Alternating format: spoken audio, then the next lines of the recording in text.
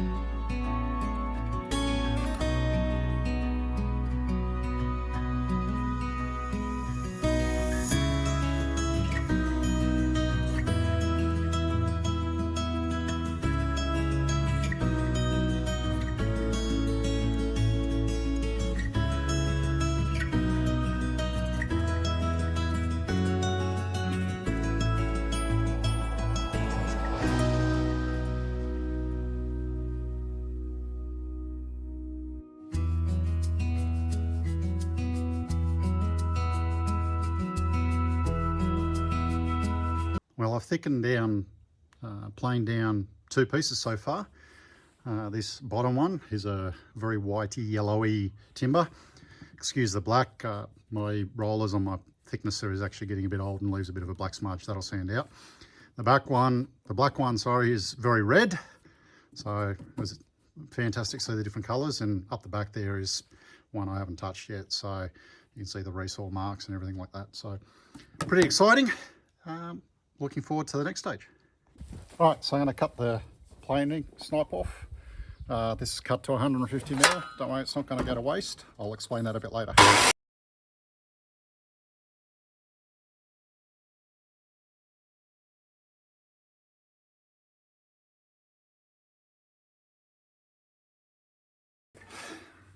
So I've got my two pieces here. I'm going to rip these down and see how much I get out of this before I go and start planing down more, etc., if I've got enough. Now, I'm actually planning on or wanting to make an edge grain, so that way. So I've got to see how many I get out of these, because obviously the whole nail holes will impact. So I'm going to start first is on cut this outside edge off, and then cut it down to 25mm. I want my final thickness to be around 20mm. So I'm allowing about 5mm for, you know, getting rid of the joints and all that sort of stuff. So take it down another 5mm with the planer a little bit later. So let's crack on.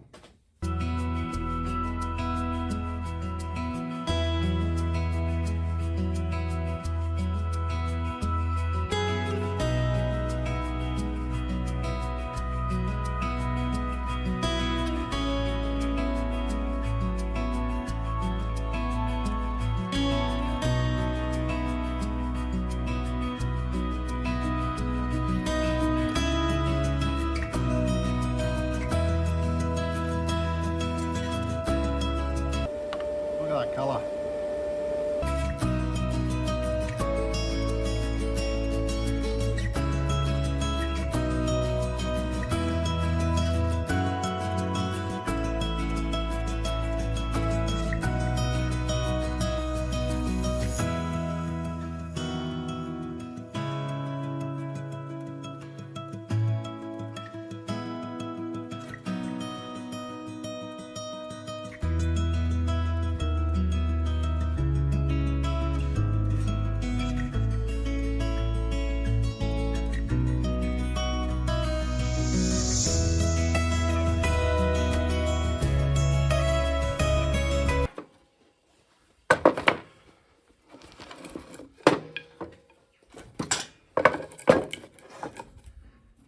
I think that colour difference is going to be stunning. So, looks like I will have to cut at least one more piece, I think. Yeah, that's only 180 wide. Going to do a pretty simple pattern just like this. All I need to do now is flip them on edge and glue up. Now I know the lighter timber, I think's yellow box, is slightly narrower than this, so I'm going to shuffle, but I'm going to remember which order to make it easy for glue up, but I'm going to remember which order they are. Doesn't matter about the roughness of the edge. As I said, this is going to be cut off, and all this different thicknesses and roughnesses, when I put it back through the planer and sand it, will all go. So I'm not too worried about how that looks at the moment.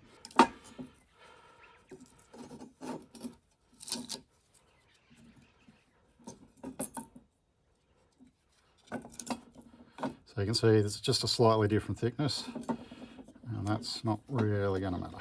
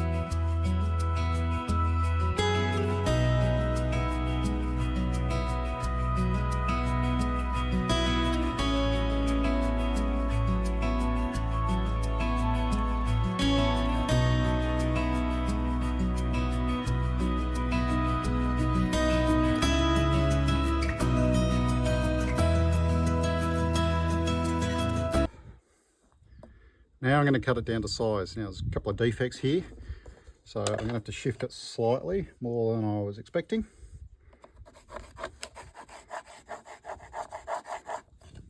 Okay.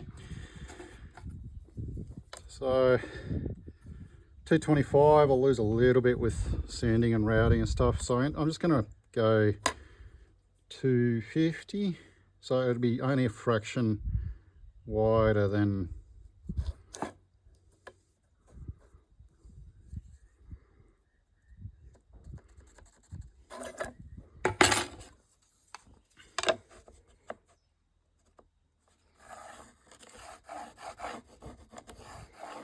like I said, nothing has to be absolutely exact, a bit rough and ready, but that's just the way it is. Now I know this crosscut sled is really a bit small. I never really built it for this sort of stuff. It was for cutting small things, but it's fitting in. So it's going to do, I'm going to cut down to size and then start my sanding.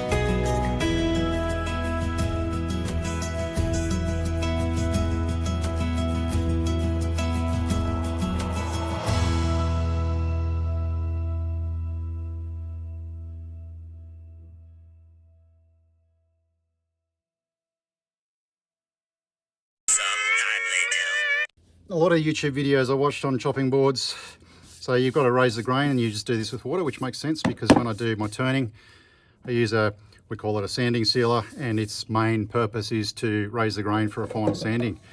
Now most of them say use a little spray bottle. I don't have a little spray bottle, so I'm just going to do what I do best and go overboard. Basically, wet it down. It's giving you an idea of those colours, isn't it? Wet it down, let it dry, and it's going to raise all those little grains from the initial sanding. So obviously this is going to take a little bit longer to dry, but that's okay. Have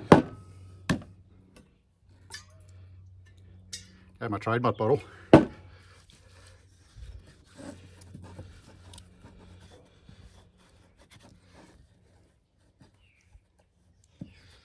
Tell you what, it's not finished yet, but those colours, I tell you what, they look pretty good. So I'm going to let that dry. I reckon it's time to crack a beer. Back soon. While I'm waiting for my chopping board to dry from my thorough dowsing, I'm going to show you what I'm talking about there. The offcuts from each end from the planer snipe. You can see on there. Like I said, nothing's going to go to waste, and I'm about to show you why and how.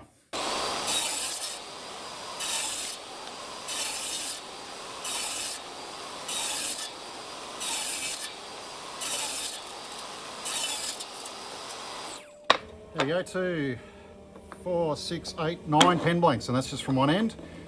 So if you're after a RAAF base, a historic RAAF base pen blank or pen, hit me up, give me a holler, tell me what colour you want. I'll make you a pen of your desire. Nothing's going to waste. Time for the final sand up. I don't know if you can see it, but all that little wood grain's popped.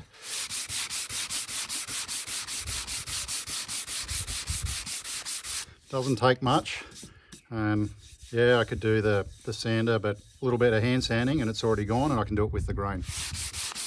Not leave any marks. Doesn't take much. This is 240. Now, to make some people freak out, I'm going to put some mineral oil on, and then I'm going to put my own chopping board conditioner that I made up and give my sister a bottle with this, which is beeswax and mineral oil. So this is really just so we can see what's happening, and that it helps seal it a little bit. but then I'm going to give it that beeswax so it'll actually seal a little bit better.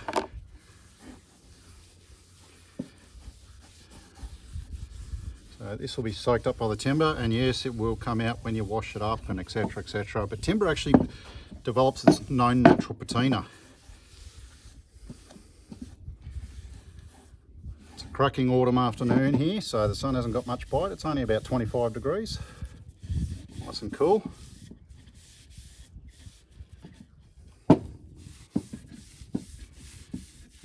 This timber's so old and dry, it won't take long to suck this stuff in. I'm only going to do the one.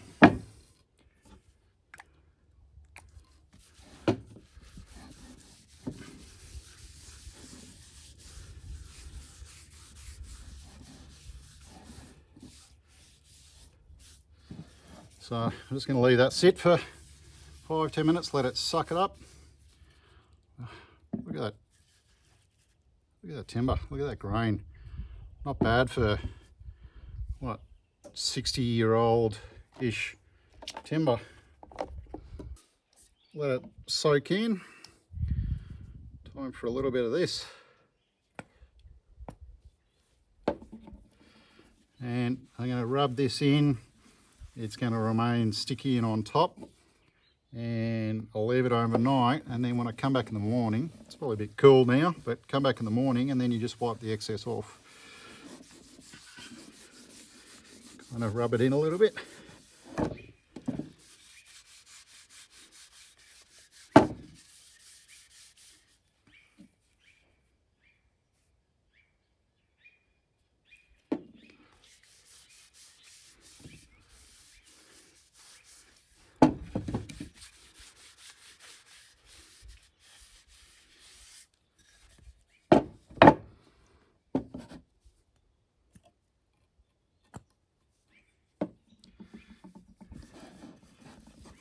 That's sliding all everywhere.